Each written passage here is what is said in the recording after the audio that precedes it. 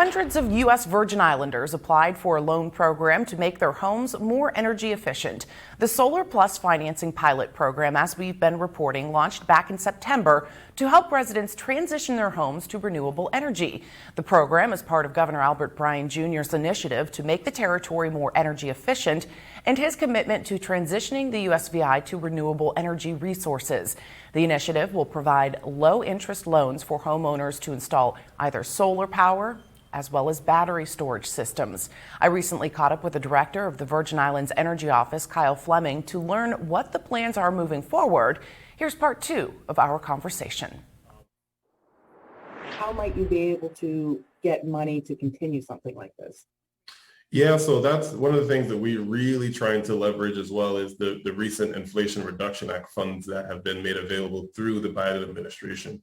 The last time the territory, or at least the nation as a whole, saw this type of funding infusion was back in 2009, 2010, during the American Recovery and Rescue Act under the Obama administration. And what we saw then and what we're hoping to replicate now is rapid deployment of shovel-ready projects. And energy projects are certainly shovel-ready. We have such an established industry and a workforce that already is deploying these technologies. And so being able to leverage the funding infusion specifically from the federal government to expand upon programs like these, where that we don't have to necessarily be as limited and selective in who can participate, I think is certainly a goal that we have. And I think we have a lot of line of sight on how some of those resources could be tapped into and utilized to, again, expand programs like these, create even more diversity, looking at community solar, microgrids. These are almost every box on these funding sources is looking for those type of projects, and we're a great use case for that technology here in the Virgin Islands. So we think we have a strong chance of being able to see more of those projects come to fruition. Are there any concerns about this? Like, if more and more people are going to solar energy, would it affect like the WAPA bills, like supply and demand, less people paying into that? So the people that can't afford solar energy, might they see their WAPA bills go up, or how does that work?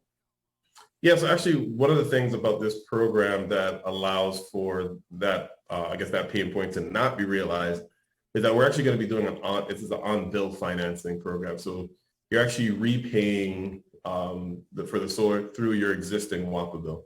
So what that does from the utility standpoint, it actually sustains the cash flow, which is a really key component that I think sometimes people overlook.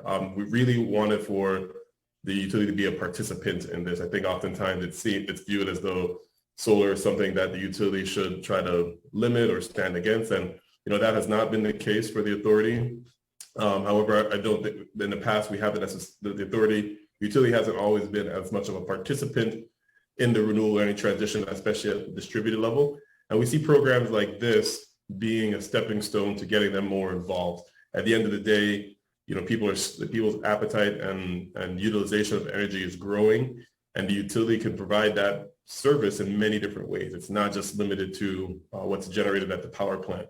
So ultimately, at the end of the day, even the utility being a financing enabler for homeowners, commercial businesses, again, that allows the utility to maintain cash flows while still being able to provide the diversity of energy services that the community is demanding. For the community to look forward to more programs, more creative ways in which the Virgin Islands Energy Office is attempting to relieve the energy burden of the community, I think a long-standing energy burden, and looking forward to rolling out through this influx of federal funds, more and more programs with varying applications and technology implementations. I really see a big shift here in the energy space in the territory in the near future.